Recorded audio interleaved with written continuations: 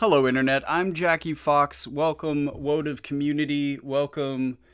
Uh, welcome, Greens. Welcome, Empire. Welcome, whoever else happens to be tuning into this episode. And I got a special episode for you today because it's unlike a lot of Wotive content. These are my original thoughts on an issue that I haven't heard anyone talking about. And when you start to consider this as a growing problem, it actually causes you to reevaluate the way that you invest in the game. So this is kind of similar to my video on what happens when the level cap goes up, in that it's completely original and something you're only going to find here on this channel. But today I want to talk about why collaboration units don't age nearly as well as we tend to think that they do. And also the two problems that are caused by this and a solution that is already implemented in the game in part. It would just kind of take us reimagining how the game works in general moving into the future, which is something that I think that we are going to have to do, or otherwise, collaboration units are really going to suffer even more than they do now into the future because of this. So what am I talking about? What is the basic problem here? Well, I think the best demonstration of this is a tale of two units. We've got Noctis, and we've got Oberon. When I started my Earth account, I re-rolled, luckily only once, to get a level 99 Kilfei. I figured she would be my kind of tank / healer if I needed her to be for the team. I figured she was, I don't know, I like her better than Luelle flavor-wise. I think Luelle's a good unit, but I still like Kilfei better. I think a part of that is just that she is a unit that has always appealed to me for some reason. Probably like the cold and calculating, but also moral but ruthless kind of nature of Kilfei has always been really appealing to me. And then, for whatever reason, Summer Kilfei has always been really appealing to me. And obviously it's because she's a light / unit. I don't know what you were thinking, but when I started my Earth account, I started a few weeks before Final Fantasy 15. I got all those new player rewards, got my Kilfei, and then I dumped half of that viz into buying Noctis, into getting his card. And then 2 weeks later, Oberon comes out, and I dumped the other half of my viz into getting him, and the week after that, getting his card. And at that point, I've got 3 great 120 units, or at least like 115. You know, I think I might have still been building Miss Kilfei and focused a little bit more on Noctis and Oberon. But I had basically my Earth PvE team, or Earth PvP team, that I'm basically still using on that count to this day when I play Earth. I actually have kind of converted into an Ice player with Snow, Elia, Eliza, and Velis, which really started just with a lucky draw on Velis that eventually turned into me having an Ice team. But this is still, like, until I finish 120ing Zazan, because I finally pulled him a little while ago and kind of fast-tracked him up to 115, until I get him built, this is the team I've been using since basically the beginning. And Kilfei has gotten stronger. She had periods where she wasn't as great. She had periods where she came back into being kind of a sub-meta unit. I mean, let's be fair. A lot of 80 cost units don't perform very well in non-limited content anymore. But she is pretty good. She has her uses on the right team versus the right people. She does excellently. Like, she's not a unit that I don't like at all. Oberon, he's got his MA2. He's also getting his reincarnation really early. And, you know, this kind of makes him a little bit of an outlier to really be used in this discussion.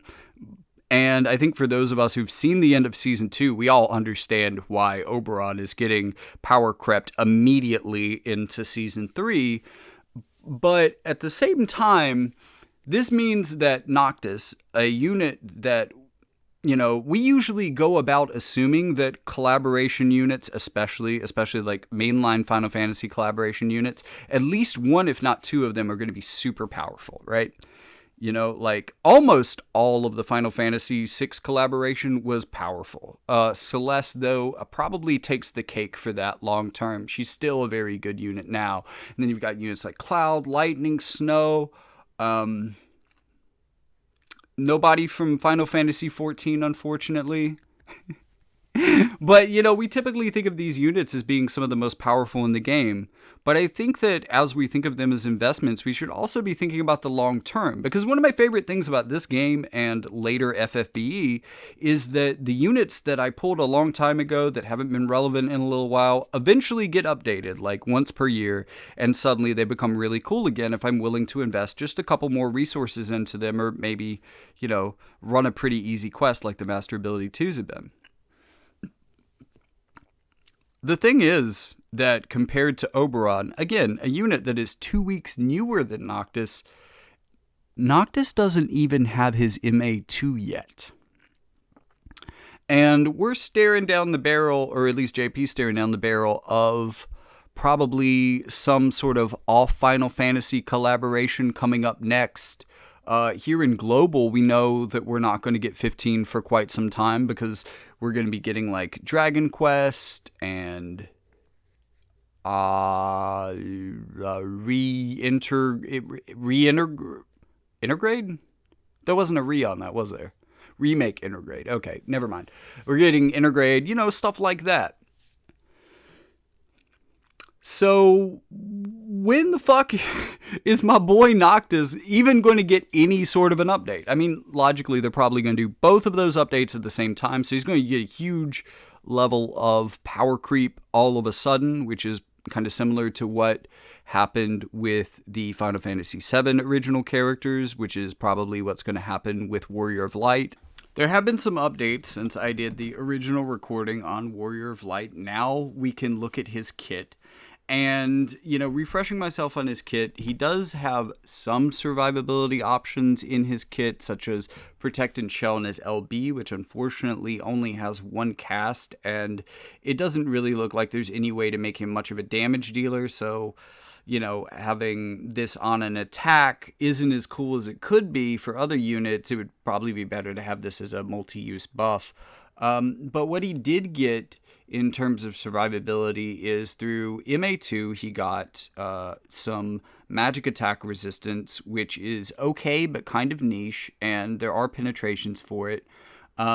His defense and spirit in his kit, the raise for that, which comes with hate, which it's a good skill.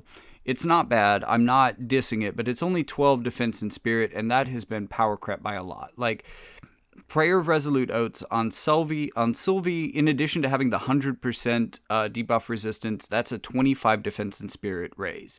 That is twice as powerful in terms of raising defense and spirit. So he's way behind on that. Also, it's single targets, not AoE. So he's power crept by her in that ability. And that's really the only survivability he has for himself other than being able to heal.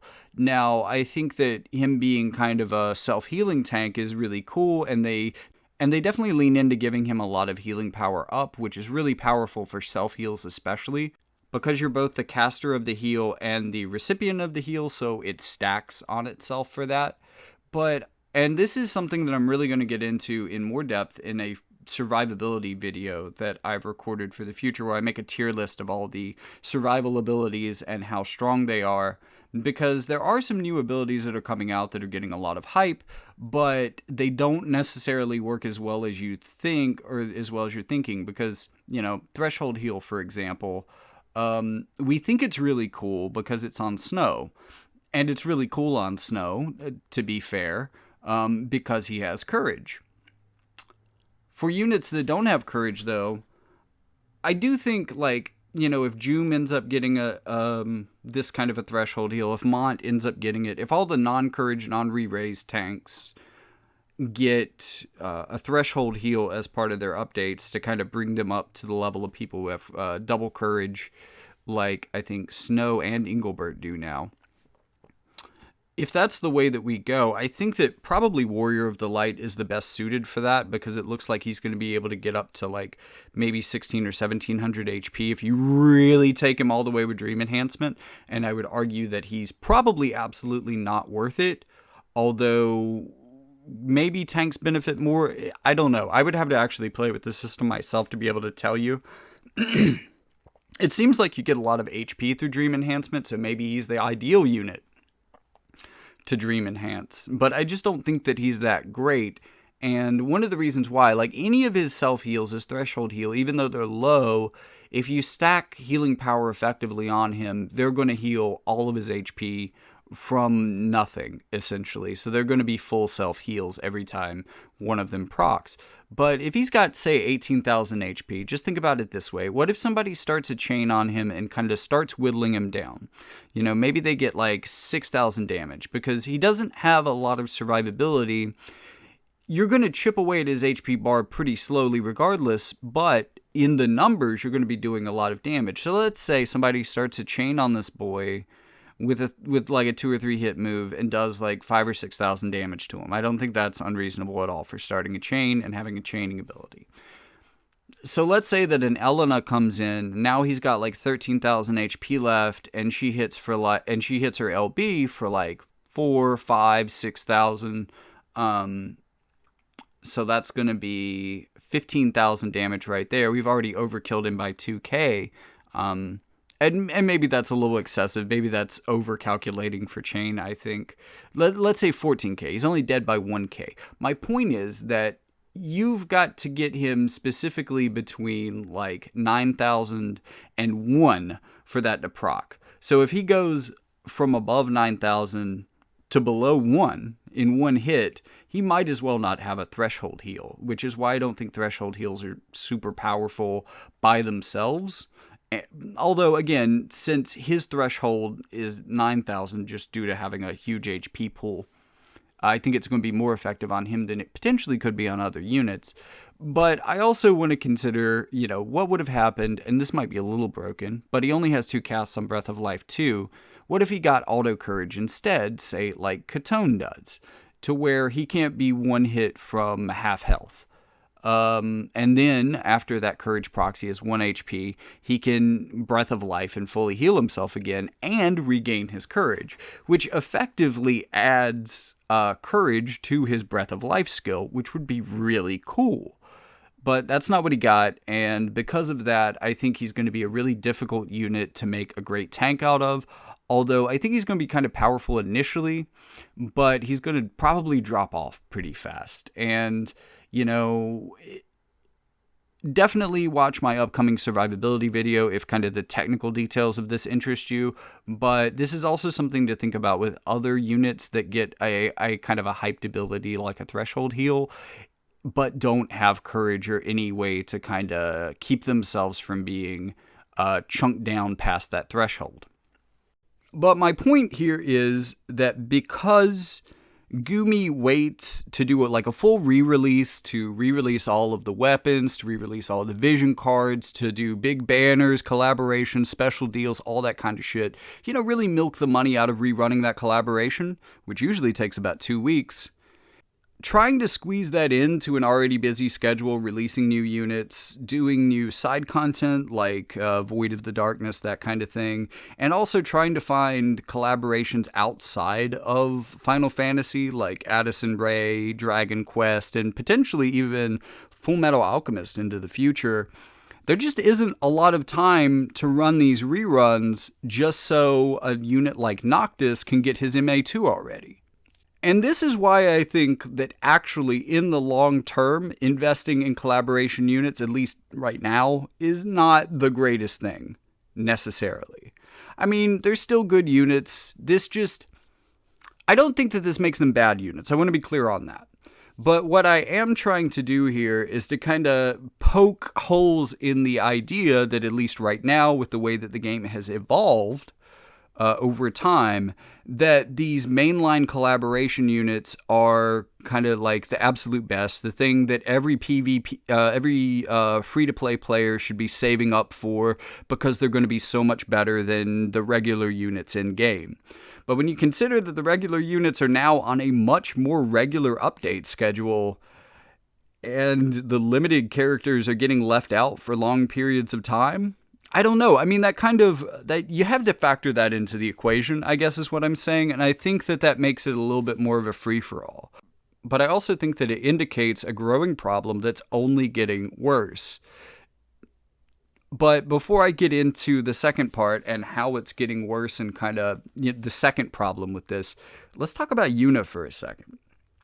Yuna was super lucky when she first came out because she was one of the units that got to just live in a certain level of infamy from being one of the first 120 units and also being really good. Also having a really good counter. Like, she was just a really good unit, and to a certain degree being one of the first EX units, and as slowly as they did EX Awakenings, that kind of held everybody else in the game back from being able to achieve the levels of power that Yuna was able to achieve at first. But let's look at Yuna now. I mean, she's not nearly as relevant as she used to be. I think somebody was telling me that the reaction percentage of her counter skill got nerfed, which, like, maybe that didn't happen in JP. I feel like Japan literally has laws against doing stuff like that in gachas, so I'm a little bit skeptical about that, but I would have to look into it, and I'm too lazy to do so.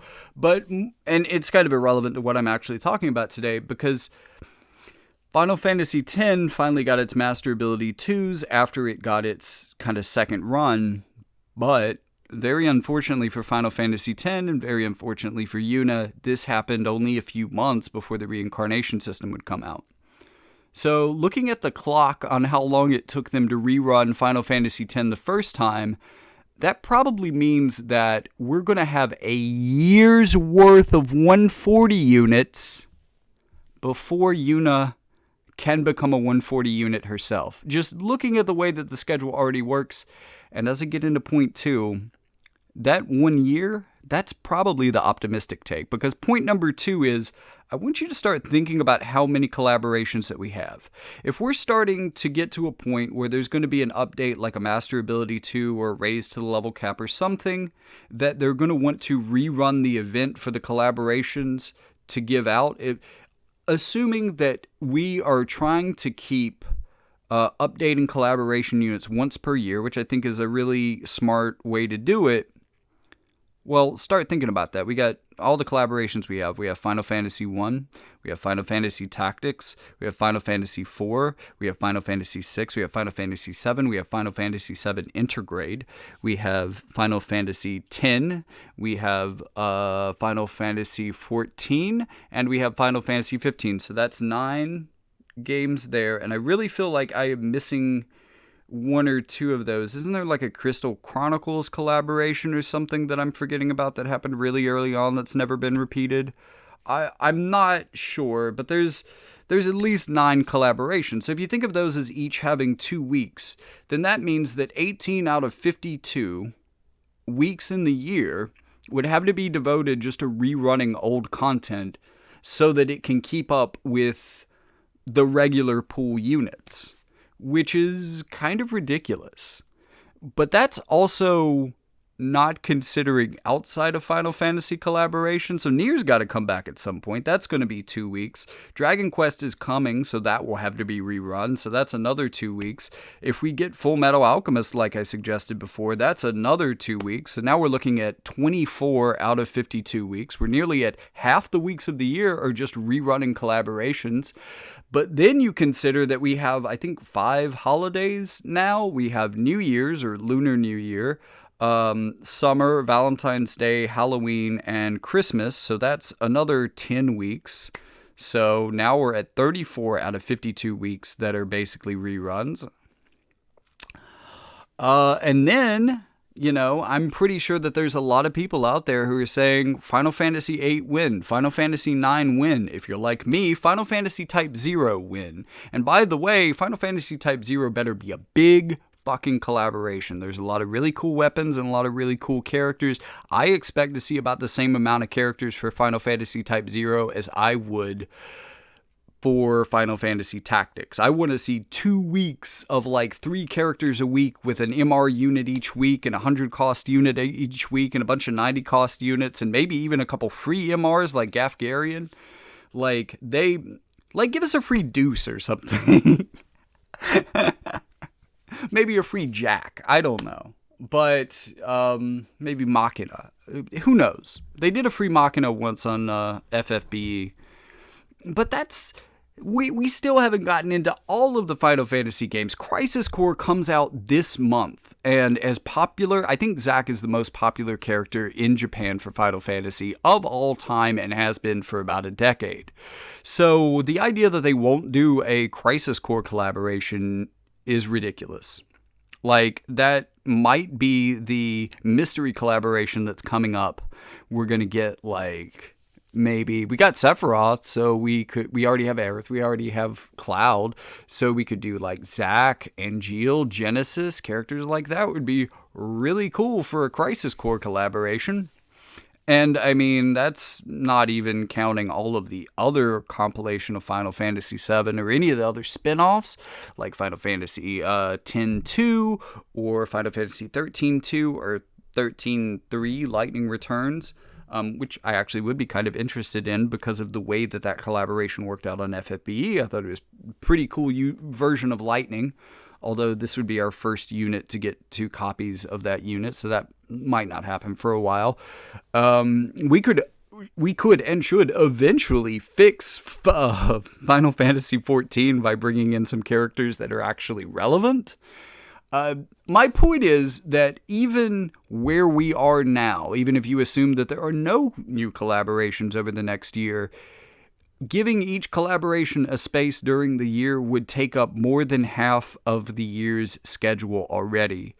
And if you add even half of the games that I just mentioned, taking 2 weeks apiece, we could easily get to the point where there is basically no time to release any new units, or at least like non-limited units.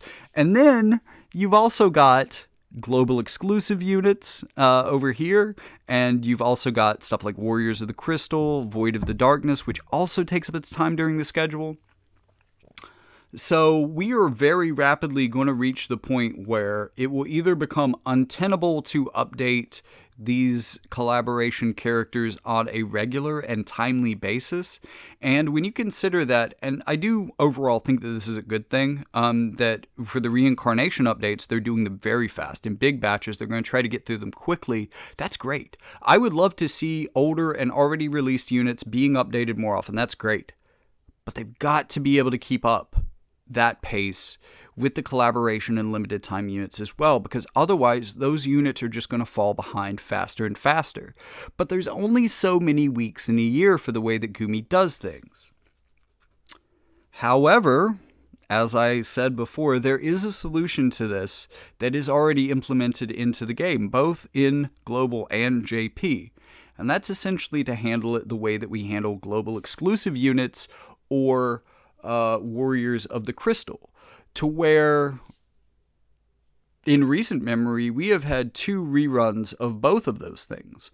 We had one rerun of those things that I think was like the week before Final Fantasy 13 was run, because there was a period of time where I was looking at the shop like, holy crap, there are 3 limited ice tanks available right now, and I'm trying to build an ice team. Which one do I go for? And then more recently, we got Sylvie, which meant that they rerun all of the global exclusive units, including a lot of their challenge boards, and they reran all of the Warriors of Crystals as well, along with some of their banners.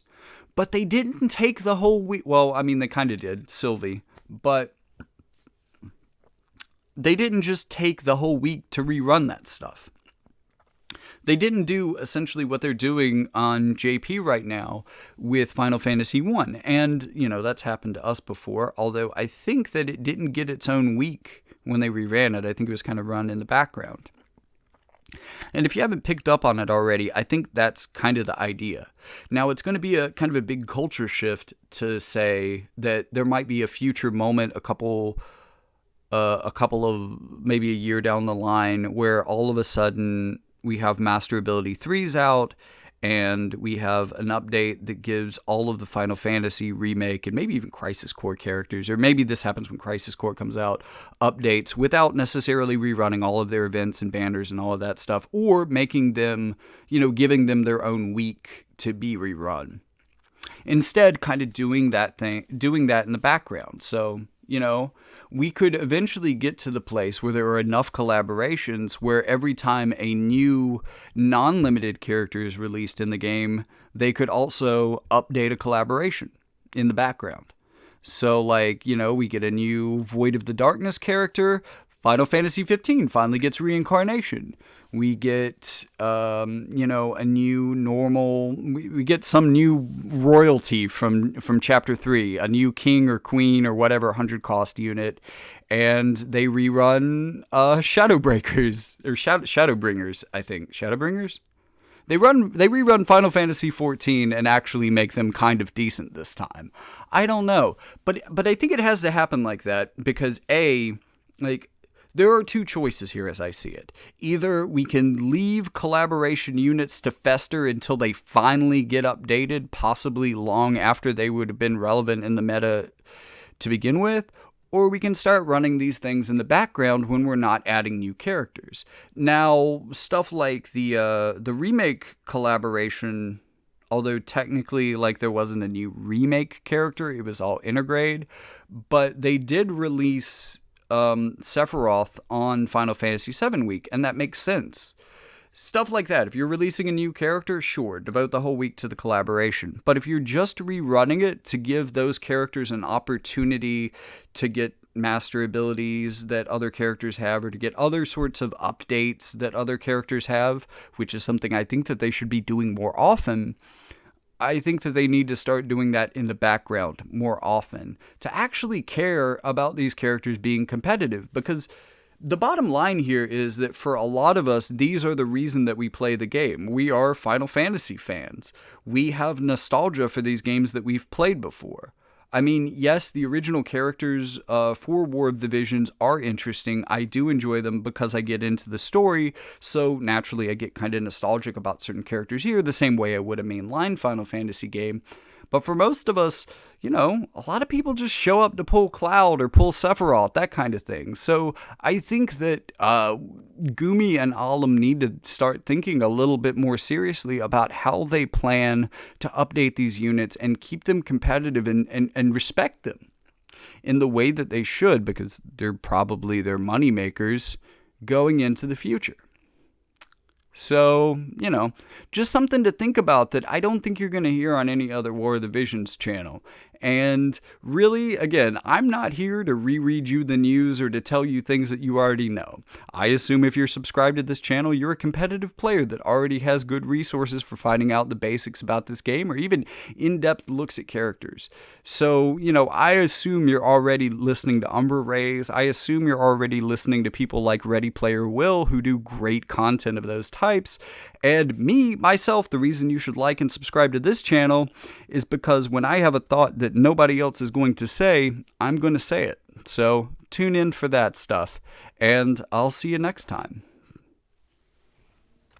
If you are still, for whatever reason, watching the video, thank you. You have a lot of faith in me to just watch this thing to the end on faith. I like you. I like you. Good vibes. But I also want to tell you that I'm a writer and that I have recently published my third book in paperback. I just got done fully editing them. It has been a lot of work to do by myself, but if you're a Final Fantasy fan, there is at least some chance that you would like to go on a multi-story romp through a connected digital multiverse, but also kind of classic fantasy and magic experience that kind of rides the line between technology and deep fantasy lore. Expect worlds that have existed for hundreds of years and have deep historical roots.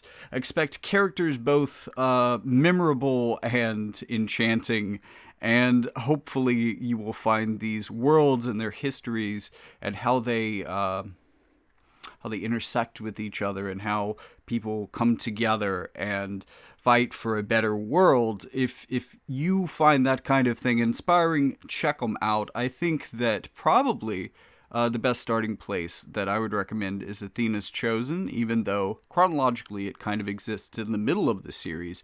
It is the first book of its trilogy, and it was based on a tabletop game that I designed based on a book that I was writing at the time and allowed some friends to play in. So it has it has really interesting rapport, especially like the chatter, the chitter chatter is just always very lively and interesting in that one. And it's a quite a jaunty tale. So, anyways, thank you for tuning in for so long. I know that longer videos like this don't usually do well on YouTube, but I appreciate you. You're a good fish there, Charlie Brown. What does that even mean? Cut? Cut? I'm running out of words here.